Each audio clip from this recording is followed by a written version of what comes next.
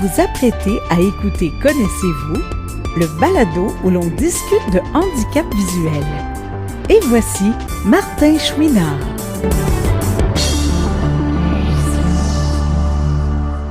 Bonne semaine à tous et à toutes. J'espère que la continuation de février se poursuit bien, que le début 2022 aussi va bien pour vous. Aujourd'hui, ça va être un début d'émission pas facile parce que c'est plutôt rare quand même que je commence avec des mauvaises nouvelles. Mais aujourd'hui, je n'ai pas un, mais bien 2 décès à vous annoncer. Je comprends aussi que entre le temps où j'apprends la nouvelle, le temps où j'enregistre et le temps que l'émission est mise en ligne, vous le savez probablement déjà. Donc, peut-être que ce sont des vieilles nouvelles pour vous, mais je tenais quand même à le spécifier en intro parce que c'est encore une fois 2 personnes qui sont passées à notre micro. Donc, début janvier, le 8 janvier, pour être plus précis, on a appris le décès de M. Gérald Miller, que plusieurs personnes connaissaient dans le milieu des personnes non-voyantes. Entre autres, il a été sur plusieurs conseils d'administration, celui du RAM, celui de la SAM. Il a été DG par intérim au RAM, ainsi que DG du RAC.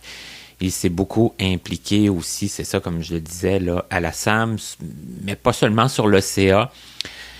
Il a été président d'assemblée aussi pour beaucoup d'organismes. Là, je pense au Cercle Ville-Marie, il l'a fait aussi à l'ARS, il l'a fait au Conseil canadien des aveugles de Longueuil.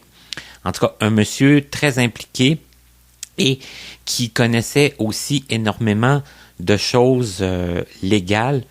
C'était quelqu'un qui avait étudié au barreau et qui, justement, c'est ça, possédait beaucoup de connaissances au niveau légal.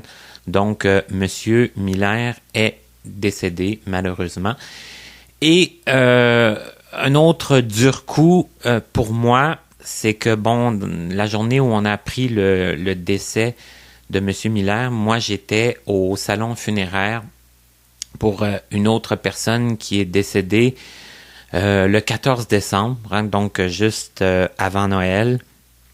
Donc, il s'agit de Sophie Saint-Arnaud, que plusieurs aussi connaissaient. Plusieurs qui sont allés à l'école avec elle, tout ça. Bien, c'est ça. Sophie nous a quittés, malheureusement, c'est ça, le 14 décembre, juste avant Noël. C'était...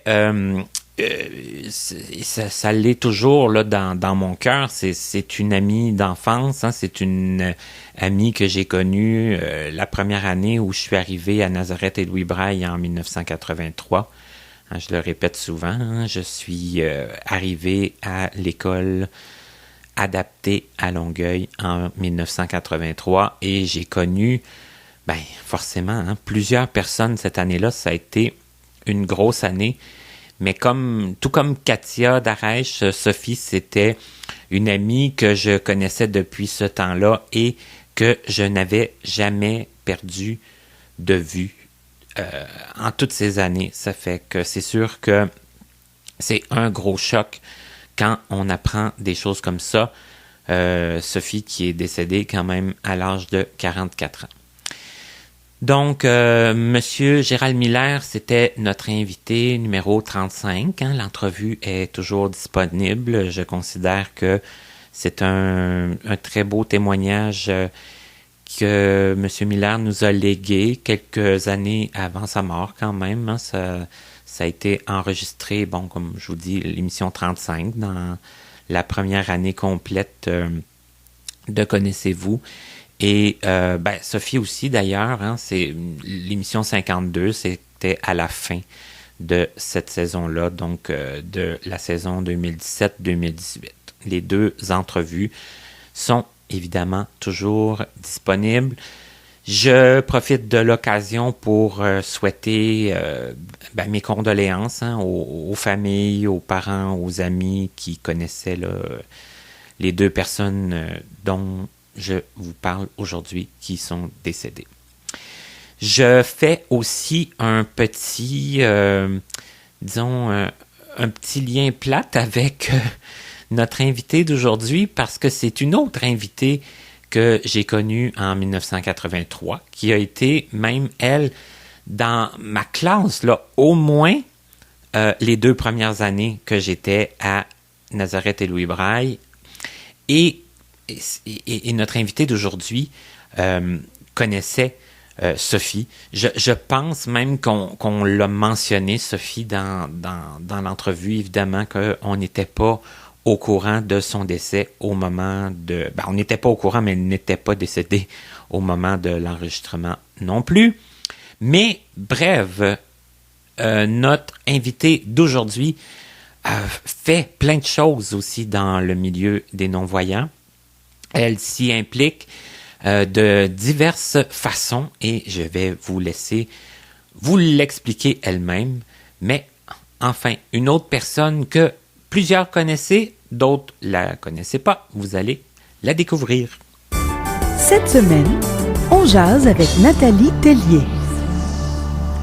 J'ai réalisé il y a quelques minutes à peine que aujourd'hui, avec mon invité, on va faire un très, très gros retour dans le passé. Parce que mon invité d'aujourd'hui, elle s'en souvient sûrement, mais on pense pas de ça... On pense pas à ça tous les jours, mais c'est quand même une des premières que j'ai connues quand je suis arrivé à l'Institut Nazareth et Louis Braille à l'école adaptée en 1983. Donc, ça nous rajeunit pas trop, mais je vais arrêter de déblatérer. On va déblatérer à 2, en tout cas, disons, pour la prochaine heure. Mon invité, c'est Nathalie Tellier. Tout d'abord, bonjour Nathalie. Salut! Salut! Et merci de participer au projet. Comme je te disais, c'est le fun que tu aies accepté toi aussi. Parce que non seulement je me disais on va faire un grand retour dans le passé, mais j'ai constaté avec le temps que des gens de notre génération, en tout cas moi j'en connais pas tant, on dirait qu'il y en a beaucoup qu'on sait pas trop, en tout cas qu'est-ce qu'ils sont devenus, puis ils sont où, puis ils font quoi. Ça fait que je suis content que tu sois là. Effectivement, 83, sacrifice, c'est loin, hein? C'est loin, mais ça me paraît pas si loin que ça quand j'y pense. C'est ça. Mais ouais. Reste quand même que moi, je suis arrivé à l'école adaptée en 2e année, puis on était dans la même classe, puis on a été dans la même classe un bon bout de notre primaire, là. Ça fait que... Oh oui, on s'est suivi pas mal. C'est pas rien, là. Non. Mais j'aimerais ça qu'on fasse un retour dans le passé encore plus grand, parce que avec mes invités, habituellement, j'aime ça commencer du tout début. Donc, si tu es à l'aise de nous dire, là, peut-être à quelle époque vraiment tu es né, puis à quel endroit? Je suis née à Montréal en 74, en décembre 74. À l'hôpital Fleury. OK. Je savais pas que tu étais née à Montréal. Tu vois, je suis née à Montréal, mais j'ai voyagé pas mal. Oui, effectivement, parce que on va y revenir plus tard, là, mais oui. Mais, et donc, toi, Nathalie, ton problème de vision, tu l'avais déjà à ta naissance? Oui, c'est de naissance. C'est héréditaire du côté paternel. Du côté paternel, ils ont tous des problèmes visuels légers quand même. Mais mon père, lui, est tombé non-voyant suite à un accident de judo. Tout d'un coup. OK. Tout d'un coup. Ouais. D'accord. OK. Probablement qu'il y avait le gène, mais qui était en dormance. Puis l'accident l'a activé, puis... C'est ça. OK. C'est ça. Hey, c'est quand même... C'est spécial, la vie, comment on sait pas ce que ça nous réserve. Des fois, un accident... Oh, ouais. Un accident bête aussi. Là. C'était pendant un combat, il a tombé, il s'est cogné la tête sur un mur, puis ça n'est pas arrivé sur le coup, c'est arrivé quelques jours plus tard. Il est venu pour traverser la rue avec une gang de chums, puis mon père, grand farceur de lui-même, il a dit à ses chums, « Hey, comment je fais pour traverser? » Là, tout le monde, « Ben là, pourquoi? » « Ben, je vois plus rien. » On dit, « Ben, arrête de niaiser. » Puis il est venu pour traverser, puis il s'est mis à traverser tout croche. Ils ont dit, OK, viens-t'en, ça va chez ta mère. Oh, OK, ça s'est vraiment passé dans une façon... Oui, un laps de temps très, très court, puis personne ne se l'attendait, puis... pensais que c'était une blague, puis... Oui, c'est ça. Aïe, aïe, aïe. Mais toi, Nathalie, est-ce que tu as des souvenirs de ton enfance, là, disons, avant l'école, en tant que personne qui avait des problèmes de vision? Comment tu vivais avec ça, toi? Est-ce que tu te souviens comment tu t'en es aperçu? Ben, je me souviens pas comment je m'en ai aperçu parce que j'étais quand même très jeune, puis moi, dans ma tête, j'ai toujours été comme ça. Je voyais plus ou moins la différence. Surtout que j'ai eu des parents qui étaient pas protecteurs, mais pas pantoute. C'était le genre de parents. Ben, garde, on t'avertit une fois, deux fois. Si au bout de la troisième fois, tu comprends pas, tu vas le comprendre. Tu vas t'en apercevoir par toi-même, puis... C'est ça. OK. Fait que c'est ça. Moi, j'avais un frère plus vieux, on a 5 ans et demi à peu près de différence. Puis ben, comme tout bon enfant, j'essayais d'imiter mon frère beaucoup. Puis ben, si mon frère partait en bicycle ou en big wheel, ben je voulais y aller. Hein. Fait que j'ai toujours fonctionné pas mal comme mon frère. Puis probablement que je m'adaptais avec le peu de vision que j'avais, mais je m'en rendais pas compte. Puis en plus que j'ai vécu pas mal ma jeunesse dans les hôpitaux à cause de mon problème visuel, à cause de mon problème de hanche et ainsi de suite, ben j'ai comme pas vécu ça vraiment très dramatique, là, tu sais. OK. Puis on comprend... C'est plutôt Non, excuse-moi, vas-y. Non, c'est pas. C'est plutôt ma perte de vision totale qui a été plutôt un gros choc. OK. Mais on comprend aussi que ton frère, lui, n'a pas de problème de vision. Ça fait qu'on... Non, lui, clairement, il est un bon voyant. Ma mère, c'est la même chose. Il y avait juste moi puis mon père. OK. Et, bon, à un moment donné, est arrivé l'école. J'imagine, on peut en arriver à l'école. Et là, est-ce que toi, tu as été à l'école régulière ou tu as tout de suite été à l'école adaptée? Non, j'ai été à l'école régulière. J'ai fait la prématernelle à la maison. Ma mère avait engagé quelqu'un à la maison, puis on a eu comme une petite classe à la maison. On était, si je me trompe pas, on était peut-être 4-5 enfants ensemble. Après ça, j'ai fait la maternelle à l'école régulière, à la même école que mon frère. Et puis, les problèmes ont commencé dès la première année. Je fonctionnais avec une télévisionneuse, fait que ça dérangeait beaucoup, beaucoup, beaucoup. Fait que j'ai fait 3 écoles primaires. La télévisionneuse dérangeait beaucoup, beaucoup, beaucoup. Okay. Ah, ben oui, écoute. Celle-là, là, c'est la première fois que je l'entends parce qu'on s'entend. Ben, c'est pas la télévisionneuse qui fait le plus de bruit, là. Non, on parle pas d'une dactylo-braille ici. Ben on non. parle d'une télévisionneuse. Mais oui, c'est parce que, tu sais, en première année, les enfants sont curieux. Mais tu sais, moi, pour ma part, t'sais, on se dit, bon, c'est les premières minutes qui sont curieux, tu leur expliques, puis après ça, ça va. Après, t'sais. Ça va se calmer, mais oui. Mais c'est ça. Non, mais moi, je dérangeais parce que tous les petits amis voulaient venir m'aider, puis ben ça dérangeait pas. OK. Fait qu'en l'espace d'1 an, j'ai fait 3 écoles primaires pour finalement aboutir à Jacques-Ouellette, à l'Institut, parce que ça n'a pas fonctionné. Et là, on peut expliquer que là, t'étais pas à Montréal là, dans ce temps-là. Non, j'étais dans l'Outaouais, j'étais à Elmer. C'est ça. C'est que là, d'en venir à Nazareth-Louis-Braille, ça demandait quand même beaucoup de changements. Là, t'as vécu. C'était un gros passage. C'était une période assez turbulente dans ma vie parce que bon, tu laisses ta famille la semaine pour t'en venir en famille d'accueil. J'avais une super bonne famille d'accueil. J'ai absolument rien à dire contre ma famille d'accueil.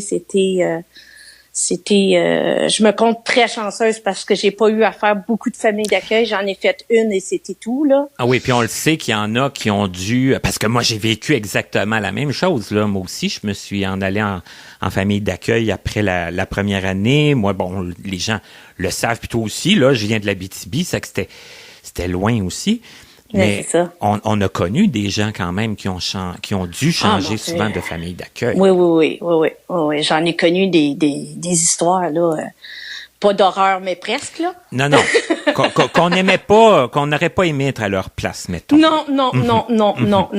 Fait que, tu sais, c'est ça. J'ai eu une super bonne famille d'accueil, des gens super sympathiques, puis tout ça, écoute, chapeau, là, parce que c'est pas évident.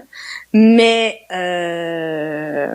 ça te demandait quand même de quitter à chaque... Oui, tu sais, dans la tête d'un petit enfant, là, pas deuxième année peut-être, là, je me souviens pas quel âge j'avais, mais bon, tu sais, dire que tu pars de chez tes parents le dimanche, tu montes à Montréal, puis tu reviens juste le vendredi, puis c'est toute une adaptation, c'est tout un dépaysement, c'est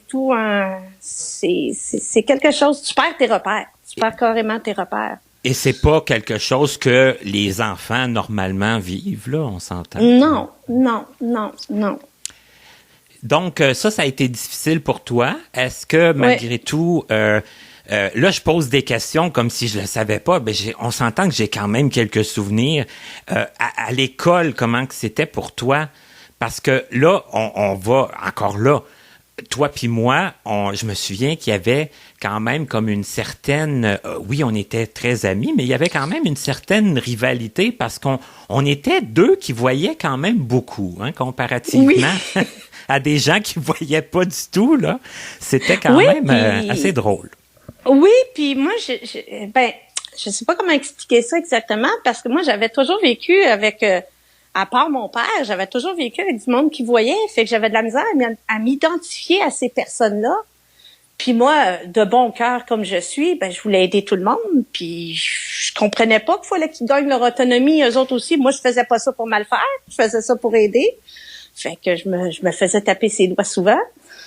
Puis ben quand j'ai découvert ça, ben là je faisais le contraire, je voulais plus aider, je voulais attirer l'attention plus que d'autres choses, fait que je faisais des petits mauvais coups, pas des gros mauvais coups, mais des petits mauvais coups. On était dans les turbulents un peu là. Oui. Puis c'est vrai que c'était pas facile parce que c'est vrai qu'on se faisait reprocher de trop aider les gens, puis que là, après ça, ces gens-là, eux, étaient comme pas capables de retrouver leur local, de retrouver leur case, de retrouver leurs affaires. C'est ça. Moi, je comprenais pas. Ben moi, non. Je disais, voyons, c'est tellement simple. Pourtant, tu fais ça. Bon, voilà. Oui, puis on comprenait pas qu'on se faisait comme empêcher d'aider. Tu sais, c'était pas... C'est ça. C'était pas... Pour nous autres, dans notre tête d'enfant, c'était pas clair. En tout cas, pour la mienne, c'était pas clair. Non, pour la mienne non plus, là, je peux te le dire. Avec le recul, là, que je trouvais pas ça toujours évident. Et pour toi, admettons, apprendre le braille, vivre dans... Là, on était dans une petite classe, là, je me souviens, on était 4, hein, on n'était pas beaucoup. Toi, ça, t'as trouvé ça comment? Parce que t'as connu les grosses classes, quand même. Oui, mais je te dirais que mon passage en grosse classe était tellement court, était tellement difficile que je m'en souviens, puis je m'en souviens pas non plus. Là, c'était comme un peu... trop mouvementé, trop mouvementé, oui. OK. Ben, j'aimais ça dans les petites classes, mais en même temps... comment j'expliquerais ça? J'ai trouvé ça difficile aussi, parce que l'attention était beaucoup centrée sur nous autres. Fait que, tu sais, on n'était jamais laissés à nous autres, tu sais. C'était... c'est ça. Je sais pas comment expliquer ça. C'était plus difficile de faire des coups, là, ou de faire des tannants, là, parce que... Oui. On avait une prof en deuxième année qui voyait pas, puis qui avait de très bonnes oreilles, puis qui était capable mon Dieu. J'ai jamais compris comment qu'elle faisait, là, mais bon. Mais elle le faisait. C'est ça Je pense qu'elle attendait une mouche voler, puis elle la trouvait tout de suite, là. Ça, c'était incroyable, hein, puis pour... Écoute. C'était quelque chose. Mais que de souvenirs. Et pour toi, l'école, en général, c'était comment? Moi, j'ai trouvé ça... je te dirais que le premier cycle primaire jusqu'en 3e, 4e année, j'ai trouvé ça assez facile. Mais quand je suis tombée en 5e, 6e, secondaire, là, ça a comme déboulé. J'ai comme pogné un précipice, là. C'était assez ardu. OK. Tu trouvais ça moins facile, moins intéressant là, d'être à l'école, assise, à apprendre? Puis... mais c'était pas au niveau scolaire, c'était l'apprentissage que j'ai trouvé ça plus dur. Okay.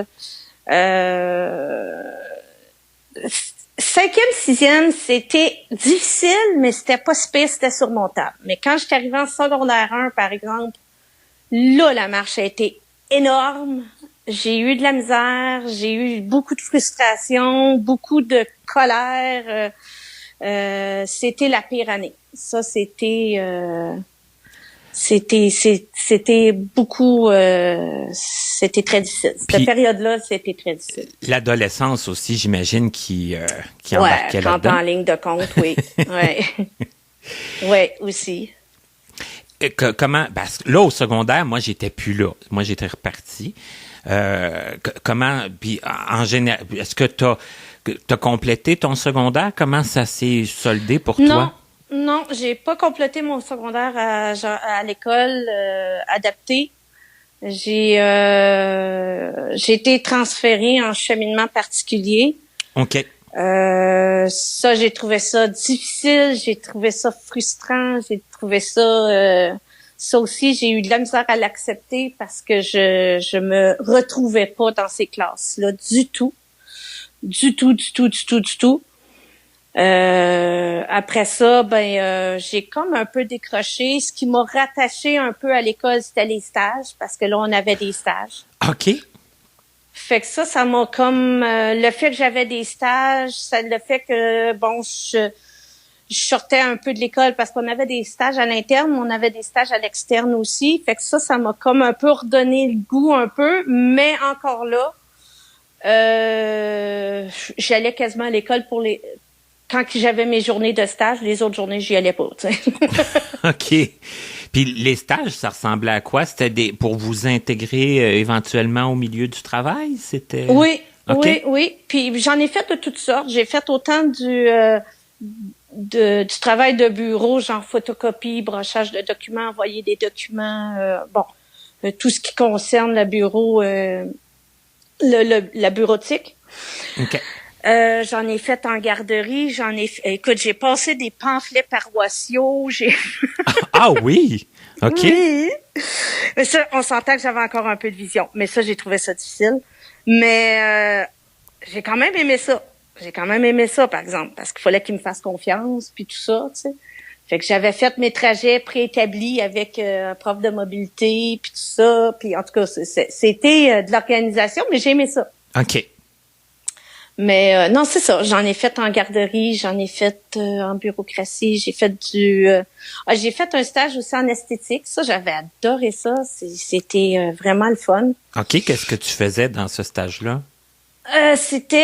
Au début, c'était juste de préparer parce qu'on avait une dame qui venait faire de l'esthétique à l'école, fait que j'étais comme son bras droit, je plaçais la chaise en conséquence, les serviettes et tout ça. OK, les accessoires puis c'est ça. OK. Puis en fil en aiguille, on a décidé je me souviens même pas comment c'est venu sur le sujet, mais en tout cas, on a décidé de faire un défilé de mode. Ah, OK, c'est intéressant.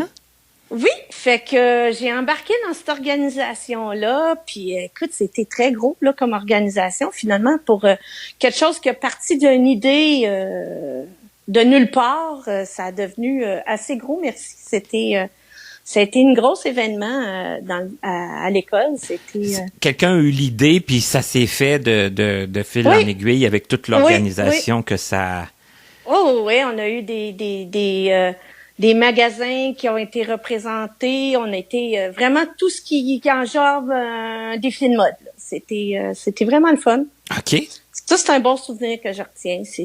J'ai encore les vidéos de ça. C'est assez spécial. Ah, surtout, oui, quand on a le vidéo à l'appui, là, c'est quand même... Ah oui. C'était toute une organisation. Il y avait des numéros de musique. Il y avait vraiment de tout, là. Tu sais, c'était bien.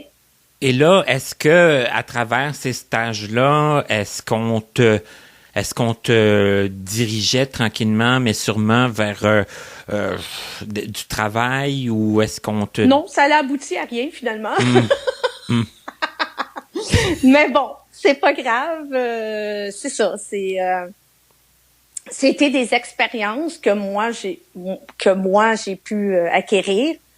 Mais c'est sûr que c'est pas des expériences que je peux mettre sur un CV éventuellement. C'est pas, tu sais, c'est des stages. Oui, j'ai les documents tout qui appuient que j'ai fait les stages, que je les ai réussis, puis tout ça. Mais c'est comme c'est loin dans le passé, c'est pas quelque chose que je pouvais mettre dans un CV. Là, OK. T'sais.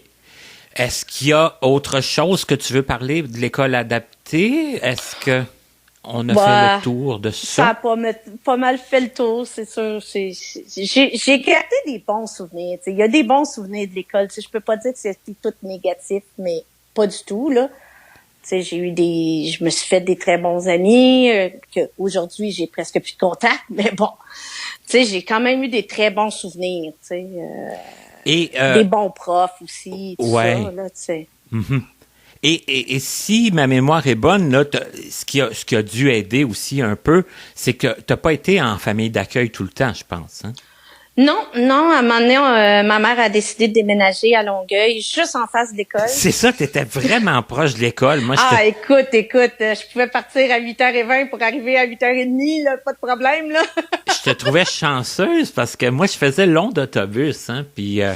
j'ai connu ça aussi. Il y avait toi puis Sophie, hein, à un moment donné, qui restiez très proches. On restait une à côté de l'autre quasiment, là, tu sais. C'est ça, puis que vous pouviez, là, aller chez vous dans le temps de le dire. Sophie puis moi, on s'est tenus souvent, longtemps ensemble. On a fait les 400 coups ensemble. Ouais, ça en est Combien de cannes qu'on a perdues dans des parcs, puis... Ben, c'en est une autre qui déplace encore pas mal d'air, là, on s'entend. Oui, c'est pour ça que je dis que j'ai gardé des très bons souvenirs. Écoute, les défis sportifs qu'on a faits avec l'école, les cours d'éducation physique, écoute, j'ai des bons souvenirs. Les cours d'art plastique. C'est vrai, hein, parce qu'on avait le cours de gymnase, on avait le cours de piscine, on avait le cours comme tu dis, d'art plastique, musique. La musique, ouais. Tu sais, c'est des super bons souvenirs. Tous les spectacles qu'on faisait à l'école, tu sais, on avait quand même des super belles activités. Tu sais, il y a des super bons côtés à l'école. Je te dirais que le côté académique, j'ai trouvé ça très difficile, très frustrant par bout, mais de l'autre côté, j'ai des super bons souvenirs. OK. T'sais. Et qu'est-ce qui s'est passé après? Parce que là, à un moment donné, on sort de l'école, puis là, qu'est-ce qui arrive? On fait quoi? Écoute, j'ai arrêté l'école en juin 94. Premièrement, en janvier 94, j'ai déménagé dans mon premier logement, tout seul, en appartement. C'était quelque chose. Une grosse étape, ça aussi, là. Une grosse étape. Mm-hmm. Une grosse étape. Après ça, c'est ça, en juin 94, j'ai arrêté l'école. Après ça, j'ai décidé de m'en aller aux cours adultes en me disant que peut-être que ça serait plus facile. Mais encore là, j'ai été comme mal classée, puis j'ai duré même pas 3 mois. Je pense que j'ai duré 1 mois et demi, 2 mois, puis j'ai lâché. Je pense que j'en avais ras le pompon, là. J'étais plus capable. De l'école, de... Ouais. OK. Fait que j'ai travaillé presque 1 an au musée Juste pour rire à Dialogue dans le Noir. Ben oui, puis là, on s'est retrouvés, là, parce que j'étais là, moi aussi. Oui, mais je pense qu'on n'était pas dans le même groupe, si je me trompe pas. Je sais plus, mais tu sais, des fois, on changeait de groupe, on remplaçait quelqu'un. On se promenait, tu sais. À gauche, à droite, ça fait au final, on a travaillé sûrement ensemble un peu. Oui. Et tu gardes quoi comme souvenir de ce projet-là? Ça, j'ai adoré ça, malgré certaines embûches que j'ai eues, là. Une tentative d'agression, en tout cas, c'était assez rock'n'roll, ça, là, mais j'ai adoré cette expérience-là. J'ai rencontré du bon monde. Je me suis fait, j'ai eu des connaissances assez super le fun, franchement. On était une belle gang. On s'entraidait beaucoup, c'était le fun. Il y avait une belle camaraderie qui était agréable à vivre. C'était super le fun. Oui, puis le but du projet, c'était quand même intéressant aussi, là, de Oui. faire découvrir aux gens c'était quoi vivre dans le noir là, pendant comme 45 minutes, 1 heure, là. Tu sais, c'était comme... Non, puis on avait des belles échanges avec les groupes. Le monde était ouvert. Il y avait des belles questions. Bon, il y en avait des un peu farfelues, mais bon. Ouais. Mais on insistait quand même sur le fait que toute question méritait une réponse, là. Ça fait que... C'est ça. Et voilà. Il y en a qui s'en sont... amusés allègrement. Ben oui.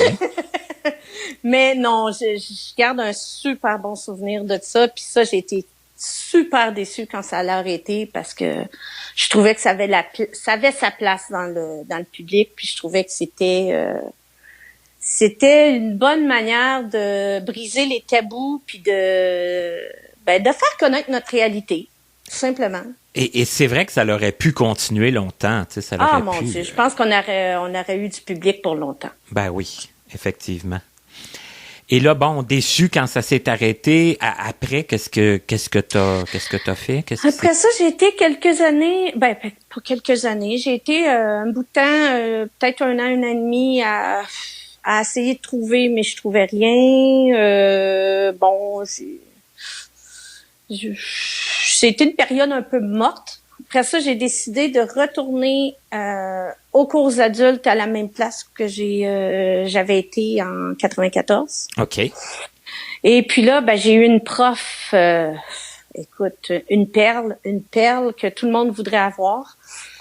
Et puis, elle m'a redonné le goût à l'école. Elle m'a donné la tape dans le dos que j'avais besoin. C'était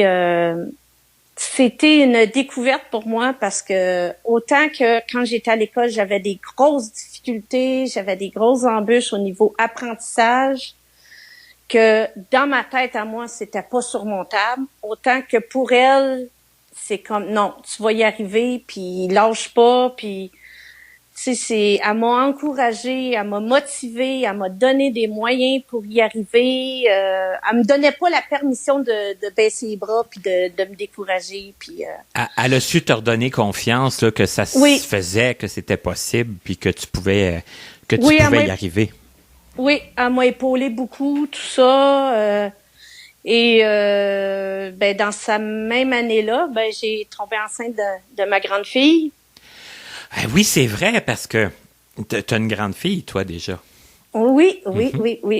Fait que c'est ça. Puis après ça, j'ai fait toute l'année de l'année septembre 96 à juin 97. J'ai fini l'année à l'école avec ma grosse bedaine. Et pendant malgré les études, je gardais un petit bonhomme de 3 ans aussi, fait que pour essayer de ramasser des sous pour acheter des affaires pour la petite et tout, puis ainsi de suite. Ouais, toute l'organisation là Fait que c'est ça, c'était beaucoup, mais je le regrette pas, mais pas du tout. Encore là, la maman de ce petit bonhomme là, c'était super. Elle m'a aidée aussi. Elle m'a donné des affaires qu'elle avait plus besoin de son garçon que moi je pouvais avoir de besoin. C'était. Tu sais, je suis chanceuse malgré tout parce que malgré tous les embûches, j'ai toujours trouvé du monde autour de moi sans le savoir qui me donnait un coup de main, qui me redonnait confiance, qui me donnait la petite tape dans le dos que j'avais besoin. Puis tu sais, les étoiles étaient bien alignées. C'est ça, t'avais quand même un entourage, un réseau social qui t'a épaulé, qui t'a aidé, qui t'a montré que bon, t'étais capable, que t'étais que c'était faisable. C'est ça, c'est ça. Puis c'est ça. Quand j'ai eu ma fille, j'ai été 2 ans arrêtée. Puis après ça, j'ai recommencé l'école, j'ai recontinué mes études. Puis avec tout ce qui s'ensuit avec un enfant, hein, c'est... Ouais, ça change un peu la dynamique, là, quand mon même. Dieu, partir de la maison à 6h30, 7h, aller porter la petite à la garderie, partir en métro, aller à l'école, après ça revenir avec le chien, la poussette, le sac à couche, le bébé, et tout ce qui s'ensuit. Nous autres, on avait un déménagement en règle à chaque fois qu'on partait. Oui. Et sans compter tous les rendez-vous médicaux que ma fille avait parce qu'elle a le même problème visuel que moi. Fait que... OK. Ah ouais, fait que je le regrette pas du tout. Je le regrette pas du tout. J'ai toujours voulu avoir un enfant, puis ben ça aussi c'est un rêve qui a été exaucé. Peut-être pas de la manière que j'aurais voulu, mais bon. Mais quand même assez jeune. Oui. Ce qui fait en sorte que là, t'es pas super vieille, ta fille est déjà dans la vingtaine, je pense. Oui, elle vient d'avoir son 22 ans. Hey, quand même, hein, c'est quelque chose, tu sais. Puis, puis tu as dit que tu étais né à 74. Ça fait le calcul, ça fait que, tu sais, c'est quand même bien, d'après moi, d'avoir des enfants pas trop vieux aussi, puis d'être capable d'en profiter. Aussi après quand ils vieillissent et tout ça. Oui. Et là, tu as parlé de chiens, ça qu'on comprend que tu as eu des chiens guides? Oui, j'ai eu des chiens guides. Mon premier était en 92, si je me trompe pas. Et puis, depuis cette date-là, ben, j'en ai toujours eu. Là, depuis le début de la pandémie, j'en ai pas, mais j'attends mon prochain, là... Probablement pour le mois de mai. On l'attend avec impatience. OK. Parce que en 92, mais t'étais dans les jeunes qui en ont eu quand même, là, tu sais, pas très, très vieille. Puis ça, est-ce que c'était quelque chose que ça faisait longtemps aussi que tu pensais avoir un chien? Oui, ben non. C'est pas quelque chose que je pensais pouvoir avoir parce qu'on me disait tout le temps que j'avais trop de vision. Ouais, on me disait ça, moi aussi, hein. Sauf que ma vision, elle a commencé à décliner, puis il y a des moments que je voyais pas du tout. Tu sais, mettons qu'il y avait trop de soleil, je voyais plus. L'hiver, aussitôt qu'il y avait de la neige puis du soleil, j'étais éblouie, je voyais plus rien. Le soir, à part les lumières de rue que j'étais capable de percevoir, le reste, oublie ça, je les voyais plus. Fait que tu sais, il y avait quand même des circonstances qui faisaient que mon chien était très, très utile, là, tu sais. C'est ça, parce que comme si on enlève tous les moments dans une journée que tu as nommés, pour que tu vois bien, il fallait que ce soit comme assez nuageux, puis... pas trop noir, pas trop clair. C'est ça, repérer une porte, c'était pas tout le temps évident. Tu sais, quand tu arrives devant une boutique puis c'est juste des vitres, cherche la porte, hein. Effectivement. Effectivement. Ou si tu rentres à un endroit que c'est sombre puis tu viens d'arriver dehors, s'il y a un escalier, tu vois pas l'escalier, là. Fait que, tu sais, il y avait plusieurs moments que le chien, là, pouvait être très, très, très, très utile. C'est sûr que pour quelqu'un qui voit pas, puis tu dis que t'as un peu de vision, puis t'as un chien, ils vont dire, ben voyons, tu vois bien trop pour avoir un chien. Ah, oui, mais attends, veux-tu qu'on s'assied puis qu'on je t'énumère tous les moments que je peux pas voir? C'est ça, ouais, c'est ça que les gens, faut que c'est difficile des fois de comprendre sans le vivre, là, mais... Mais c'est ça. Et puis... Ta vision, elle a commencé à descendre à quel moment, tu dirais? À l'âge de 19 ans. OK. Ouais, à peu près entre 17 et 19 ans, j'ai commencé à vraiment perdre beaucoup, beaucoup de vision. Je m'en ai rendu compte une journée, ma mère était à la maison, puis je disais à ma mère que je comprenais pas, que j'avais de la misère avec ma télévisionneuse, parce que tout le temps, j'étais capable de lire mon courrier avec ma télévisionneuse. Puis là, de plus en plus, j'avais de la misère. Ma télévisionneuse était toujours embrouillée, puis je comprenais pas pourquoi. Fait qu'à un moment donné, j'ai dit à ma mère, je vais être obligée d'appeler à l'Institut, je pense qu'on va avoir des problèmes avec ma télévisionneuse, puis tout ça. Puis elle dit, ben voyons, comment ça? Fait que là, j'y monte, puis là, j'ai dit, je comprends pas, ma télévisionneuse est toujours embrouillée, je suis pas capable de faire le focus, je suis pas capable de rien faire.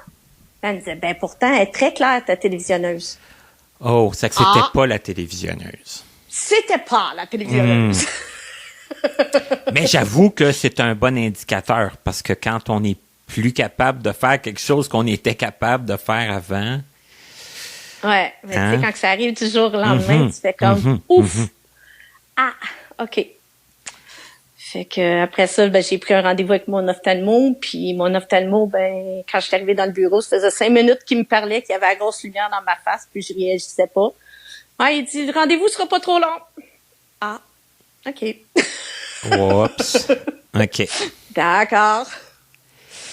Fait que ça, je l'ai pris tough, mais en même temps, j'avais tellement fonctionné avec en voyant mon père fonctionner, tout ça, que ça a pris une période, puis après ça, j'ai fait comme, bon, OK, on va se retrousser les manches, puis on n'a pas le choix, il faut continuer à avancer, puis il faut continuer à faire nos affaires, puis on va juste se trouver d'autres moyens pour. C'est ça, hein? Comme si comme la télévisionneuse, là, ça devait moins fonctionner, ça fait que bon, faut trouver d'autres façons pour. C'est ça, c'est ça. Est-ce que toi, Nathalie, est-ce que tu as utilisé l'informatique? Comment t'as pallié à tout ça par après? L'informatique a été une grosse vertu pour moi, là. L'informatique, ça m'a sauvé de beaucoup, beaucoup, beaucoup. Quand j'ai commencé à travailler à l'ordinateur, c'était un gros, gros, gros plus pour moi. C'était beaucoup. Quand j'ai découvert les scanners puis tout ça, là, c'était une liberté. Est-ce que c'est quelque chose au début qui t'inquiétait, ou est-ce que c'est quelque chose vers quoi t'es allé assez spontanément puis qui t'a plu immédiatement? C'était long. Ben, j'avais de la misère à faire confiance. Tu sais, je scannais mes papiers, puis souvent, je leur disais à ma mère, tu peux-tu les regarder? Je suis pas sûre d'avoir compris, mais finalement, c'était la même chose qu'il me disait. Tu sais, j'avais comme de la misère à faire confiance à ça, exactement. Puis, être certaine que ça allait fonctionner, que ça allait donner le résultat escompté, là. C'est ça. Okay. J'ai eu un petit peu de misère, mais après ça, graduellement, j'ai comme dit, coudonc, ça a l'air à bien fonctionner. Fait que... C'est que de plus en plus, t'as fait confiance puis t'as utilisé les moyens qui étaient... Oui. Mais je te dirais que encore aujourd'hui, pour les documents qui sont comme plus officiels, genre les documents gouvernementaux, tout ce qui est plus officiel, je vais demander plus à ma mère pour être sûre, parce que bon, souvent ces affaires-là, c'est en tableau, c'est plus ou moins accessible, c'est pas toujours facile à... On a beau les scanner, mais ça veut pas dire que ça va être facile à consulter quand même. J'ai toujours peur de passer une information importante ou quoi que ce soit, là. OK. T'sais. Mais en général, je me débrouille assez bien là pour tout le reste, tu sais. C'est quand même bien la technologie, l'ordinateur, le téléphone maintenant aussi, le iPhone. Oui, oui, ça aussi c'était ça c'est mon grand ami. Est-ce que c'est vite devenu un grand ami, ou parce que moi en tout cas je le dis là, hein, c'est parce que mon premier iPhone ça a été une catastrophe là. Mais pour toi, ça s'est passé comment? Non, au début, j'étais pas brave. Au début, je me disais, mon Dieu, il y a pas de bouton après ça. Que je vais faire avec ça? Est-ce que tu avais beaucoup de monde autour de toi qui en avait, quand même, dans les non-voyants qui... Oui, j'avais quelques personnes. J'ai quelques personnes qui en avaient autour de moi, fait que je leur ai crié au secours. Puis là, commençait à me montrer un peu ça rapidement. Pas rapidement, mais tu sais, faut que tu fasses ça comme ça, faut que tu fasses ça comme ça, faut que tu fasses ça comme ça. Ah, OK, ouais, OK. Puis après ça, j'ai commencé à pitonner un peu dessus, puis tout ça. Puis là, tranquillement, j'ai commencé à avoir moins peur de lui. Puis j'ai commencé à le manipuler beaucoup plus, puis à découvrir des affaires par moi-même. Fait que là, j'ai trouvé ça super le fun. C'est ça, avoir tout ce qu'il pouvait nous apporter, puis... C'est ça. Et puis là, avec tout ce qu'on peut retrouver sur le téléphone maintenant, c'est fou. Écoute, c'est quasiment... c'est le bonheur total, quasiment. Toutes les applications qui nous facilitent la vie, puis qui nous... Oui. Et là, un jour, je t'ai vu apparaître à un endroit que je fréquentais moi aussi un peu. c'est le Conseil canadien des aveugles de Longueuil. Comment t'as abouti là, Nathalie? Oh mon Dieu, hey, écoute, je me souviens même pas comment j'ai abouti là. Probablement que c'est quelqu'un qui m'a parlé de ça. J'ai déjà été membre. Après ça, j'ai parti. Après ça, je suis revenue. Et puis, j'ai commencé à parler beaucoup avec Martin, tout ça, qui était dans mes amis plus proches, Martin Morin. Oui, puis qu'on avait connu aussi à l'école adaptée. Oui, ben oui. Que j'avais perdu de vue, que j'ai retrouvé par après, par un ami commun et tout ça. De fil en aiguille, ben c'est ça. On est venu à se parler du CCAL, puis finalement, ben j'ai commencé à faire des activités avec eux autres et tout ça. Et puis, de là, j'ai été nommée dans le conseil, puis maintenant, ben je suis trésorière. C'est le fun. Et trésorière, c'est des organismes de loisirs pour personnes handicapées, mais quand même, tu sais, il y a des dépenses, il y a des revenus, tu sais, c'est pas la chose la plus simple à mon avis là, mais non, mais c'est quand même le fun. C'est le fait que c'est une petite, tu sais, oui, on est quand même beaucoup de monde, mais c'est quand même une petite organisation qui grandit très, très bien, mais qui est quand même une petite organisation. Puis, ça se gère quand même très bien. Puis Martin, ben, il fait, en tant que président, il fait un rôle, mon Dieu. Tout le monde aimerait ça avoir un président comme Martin, là. Oui, puis ça fait plusieurs années que c'est lui le président de cet organisme-là. Oui. Puis Martin a toujours peur de nous en donner trop à faire, fait que... Ben, j'allais pas dire ça, mais d'un autre côté, tu ne fais pas que de la trésorerie. Ben, à moins que ça l'aurait changé récemment. Non, je fais pas juste ça. Là, c'est sûr qu'avec la pandémie, je l'ai beaucoup moins fait, mais avant, c'est moi qui appelais les membres pour... les activités, pour les inviter aux activités, je m'occupe de ramasser l'argent aussi quand on est en activité, prendre les présences, et ainsi de suite, là, tu sais. C'est quelque chose qui te plaît, ça, j'imagine, là,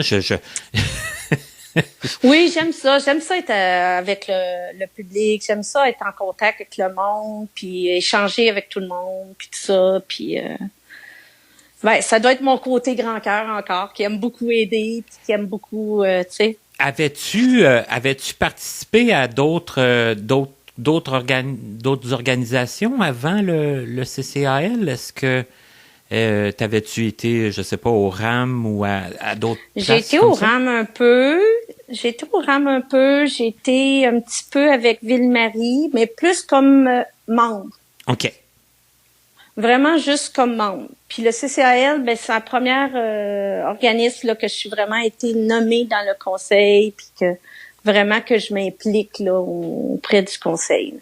Parce que, tu sais, mis à part, admettons, le musée Juste pour rire, où on était comme une gang de non-voyants ensemble, toi, est-ce que t'avais connu quelques non-voyants avec qui t'avais des contacts, mais sinon... c'est un peu par ces organismes-là que tu as gardé un peu un lien avec ta communauté? Oui, parce que moi, j'ai pas été quelqu'un qui se tenait beaucoup avec... tu sais, comme je disais un peu au début, tu sais, j'ai jamais été... comment je dirais ça? J'avais beaucoup de misère à m'identifier avec le monde des non-voyants, pas parce que c'est plus parce que je connaissais pas ça, puis j'avais pas beaucoup de monde non-voyant autour de moi. Puis ma mère, ben, elle a toujours essayé de m'intégrer dans des groupes réguliers. Tu sais, l'été, j'allais dans des camps de vacances. J'étais la seule de non-voyante, puis je faisais mon petit bonhomme de chemin, puis je faisais les activités comme tout le monde. J'ai fait de l'escalade, j'ai fait du tir à la carabine, j'ai fait du tir à l'arc, j'ai joué au baseball, là. J'ai fait plein d'affaires. C'est ça, t'étais intégré dans un groupe de réguliers, puis t'as fait les activités qu'eux autres faisaient aussi, là. Oui, puis pour moi c'était important, c'était ma manière de m'identifier puis d'être traitée à même égalité que tout le monde. C'est Oui, en réalité, c'est ça. Hein? C'est comme ça qu'on peut résumer ça. Mm-hmm. Et là, tu t'impliques aussi dans une autre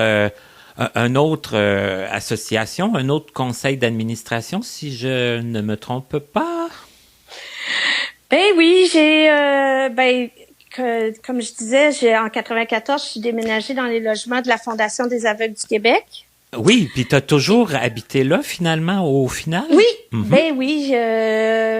En 94, j'ai déménagé dans un 3,5, puis en 2000, quand ma fille avait presque 2 ans, j'ai déménagé dans un 4,5, mais j'ai toujours resté dans les mêmes blocs, dans le même coin. J'adore mon petit coin. Puis c'est ça. Fait que là, maintenant, je fais partie du conseil d'administration. Je suis représentante des locataires pour mon bloc. C'est ça. Je suis concierge surveillant aussi pour le bloc.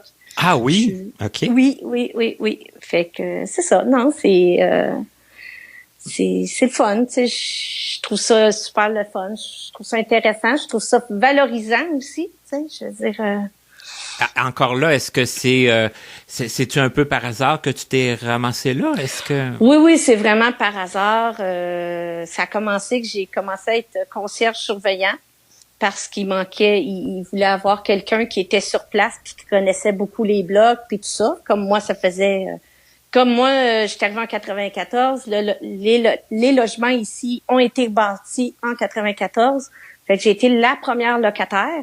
OK, ça commençait à ce moment-là, là. Oui. OK.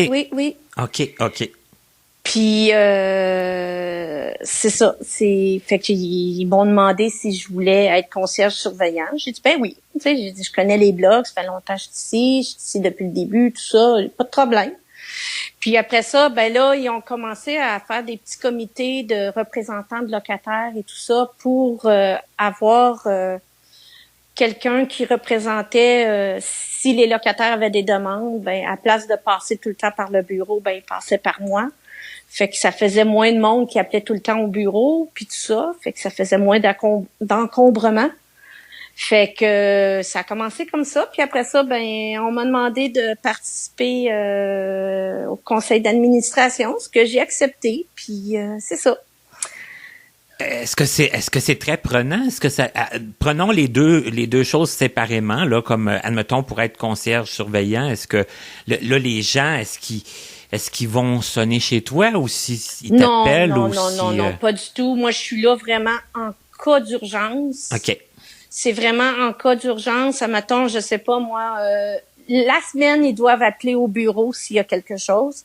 Mais s'il arrive un dégât d'eau ou un dégât X, Y, Z dans la fin de semaine, puis qu'ils sont pas capables de communiquer avec le concierge, sont pas capables de communiquer avec le bureau, là, c'est moi qui appelle. OK.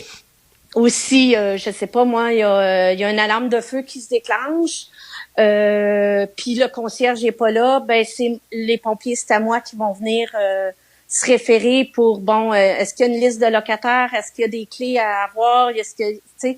Fait que c'est vraiment juste en cas d'urgence. T'sais. Mais ça veut dire que ça arrive pas trop souvent quand même, là. Non. OK. Et puis quand les locataires ont des demandes à te faire à toi, ils passent par écrit ou ils passent... Ils passent par mon cellulaire parce que j'ai pas donné mon numéro de téléphone de maison pour garder quand même un semblant de vie privée. Oui, c'est ça, tu sais. C'est ça. Puis c'est ça. Fait qu'ils passent par mon cellulaire, mais en général, ici, c'est des locataires qui sont là depuis longtemps. Fait que puis on se connaît toutes, fait que pas mal toutes. Fait que c'est quand même assez calme, c'est pas non, c'est pas très demandant. Donc c'est comme un peu aussi tu dis on se connaît beaucoup, ça que c'est comme un peu une petite famille, Oui, on se parle pas énormément, mais tu sais tout le monde connaît à peu près tout le monde, puis c'est le fun, tu sais. Et sur le conseil d'administration, vous faites des réunions souvent? Ça se passe... Non, c'est une réunion par 2-3 mois. Il y a à peu près 4 à 5 réunions par année. Okay. Puis c'est à peu près la même chose pour le représentant des locataires. Fait que c'est ça. Là, c'est sûr que Je suis en train de songer à peut-être délaisser un peu certaines choses parce que là, avec mon nouveau travail, je suis un petit peu moins disponible. On peut en parler du nouveau travail? Parce que moi, ça m'intéresse quand même. Ça, c'est une boîte à surprise. Écoute, je ne m'attendais vraiment pas à ça. Même si je me cherchais du travail, c'est quelque chose qui m'a tombé comme un plateau d'argent. C'était vraiment bizarre comme situation. Je me cherchais du travail. J'avais fait affaire avec Horizon Travail. J'avais participé même à une émission avec Ami Télé, puis tout ça. Puis en tout cas, bref, c'était toute une assez grande un processus là de recherche. Processus, oui. Mm-hmm.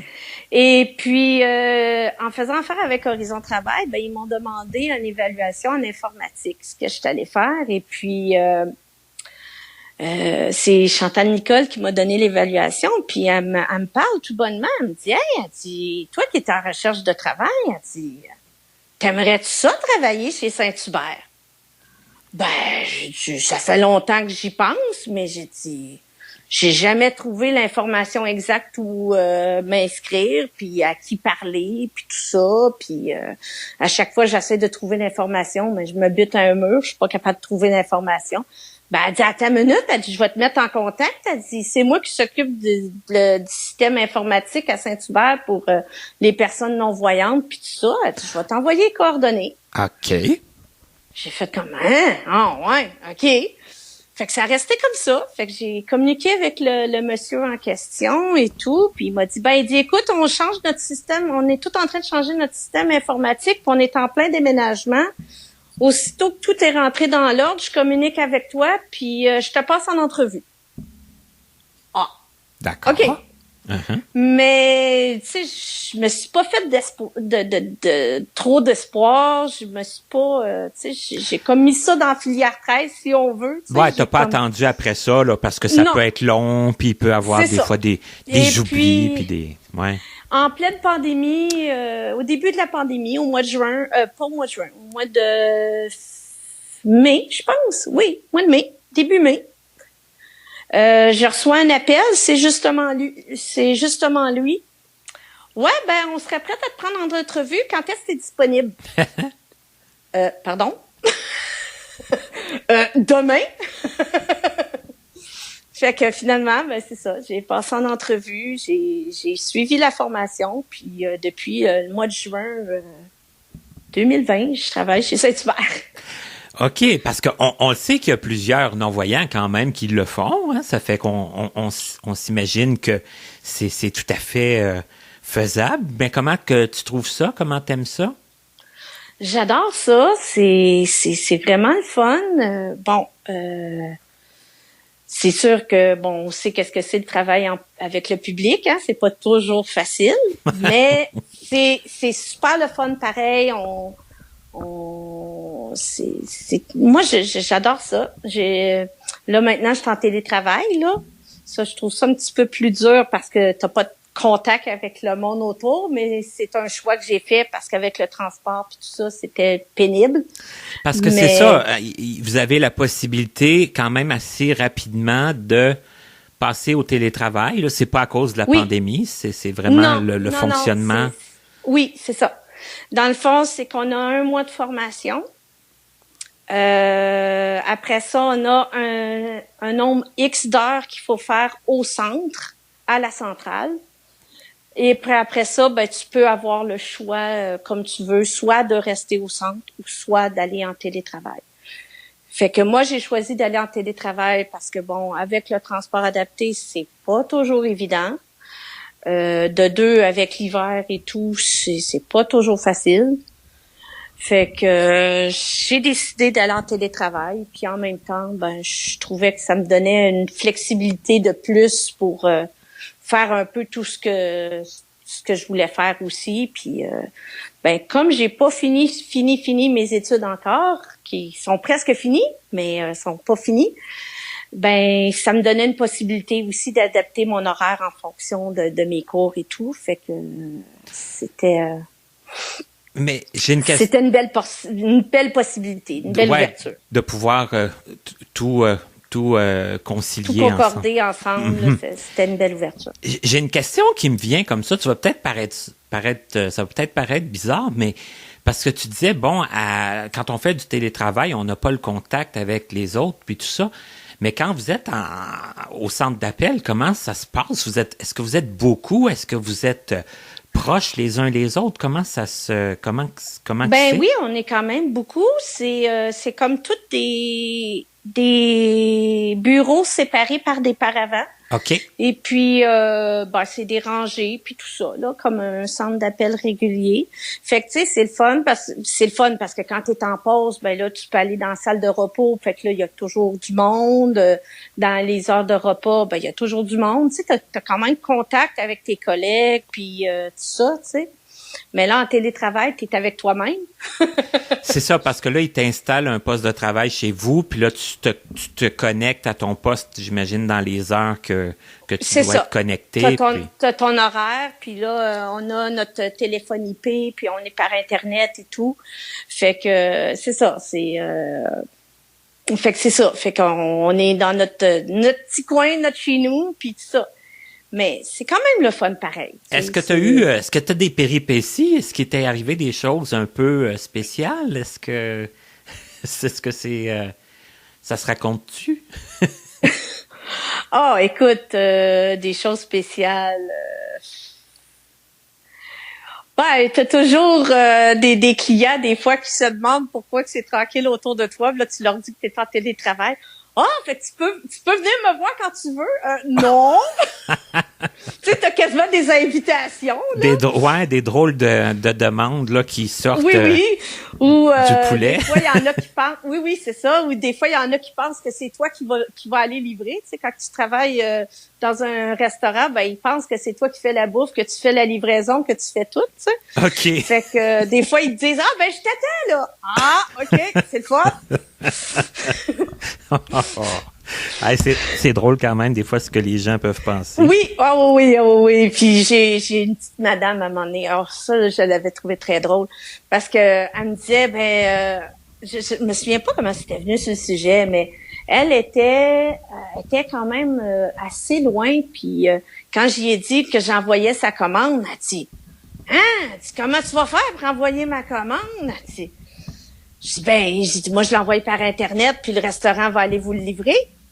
Elle comprenait plus rien, là, pauvre madame, là, elle était tout mélangée, là, écoute, pour elle, là, c'était une personne âgée, tu sais, fait que là, pour elle, là, c'était compliqué. Fait que là, j'ai eu des questions, là, oh mon Dieu. Mais là, essaie d'expliquer ça, là, c'est pas évident, tu sais. Mais en tout cas. Non, il y a des drôles d'affaires qui arrivent des fois, c'est assez particulier. En gros, Nathalie, est-ce qu'il y a autre chose que tu voudrais ajouter? Est-ce qu'on a fait pas mal le tour de ton parcours, de ton toi-même? Oui, je pense qu'on a fait un bon tour, en tout cas. Bon, on a appris quand même encore plein de choses aujourd'hui avec toi, hein? C'est quand même un peu notre voyons, je cherche mes mots. Nos alentours, hein, je trouverai pas plus, là. En tout cas, nos amis, notre famille, tu sais, nos proches qui sont là pour nous aider, hein, pour nous soutenir, pour nous supporter. Les amis qui peuvent nous aider avec la technologie, les professeurs, hein, des fois qui peuvent nous donner le petit coup de pouce qui nous manquait pour dire je vais continuer moi aussi mes études. Je pense que c'est la persévérance. Hein. Faut pas lâcher. Faut croire en nos moyens. Puis faut. Tu sais, moi j'ai toujours dit, on a deux choix dans la vie quand on a un handicap. C'est soit qu'on reste assis puis on braille sur notre sort, ou soit qu'on se retrousse les manches, puis on fonce. Puis on essaie de trouver les moyens. Mais c'est à toi de choisir la bonne option, puis de dire, garde, c'est sûr que, comme je dis toujours à ma fille, la vie, c'est un parcours obstacle. Il suffit d'être capable de remonter les obstacles puis de réussir à les déjouer puis à trouver les moyens pour réussir à monter la montagne. Mais si tu t'assis à terre puis tu broyes puis t'attaques la montagne, elle monte tout seul, tu vas attendre longtemps. Tu sais? C'est ça. Les choses se feront pas tout seuls. C'est rare que les gens vont venir te chercher dans ton salon à dire « Hey, me semble que... »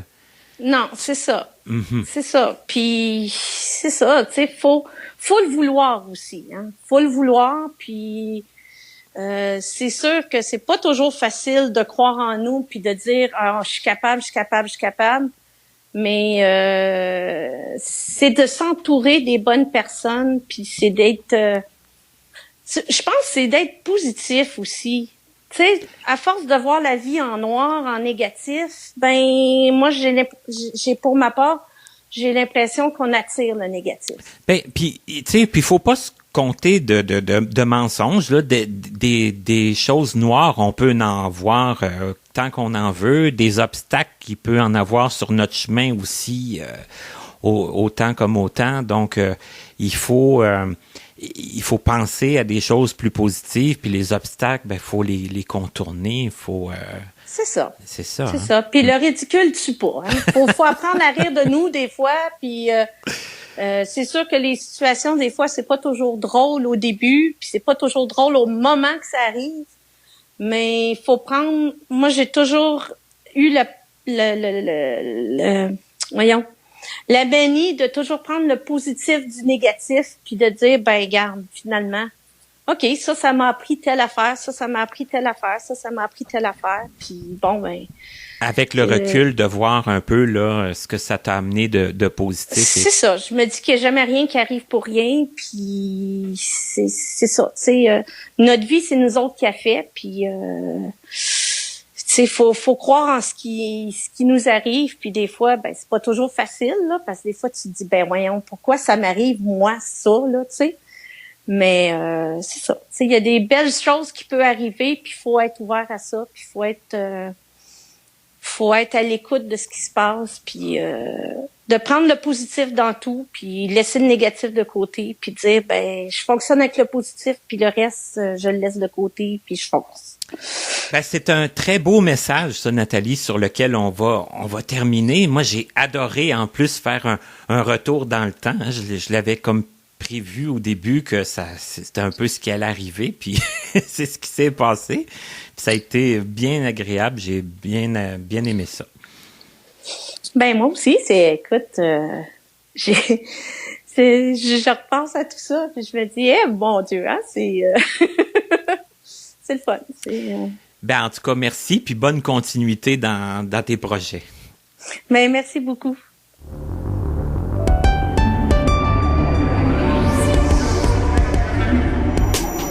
C'était Connaissez-vous avec Martin Chouinard. Collaborateur bénévole. Présentatrice, Katia Darèche. Recherchiste, Pierre Saint-Onge.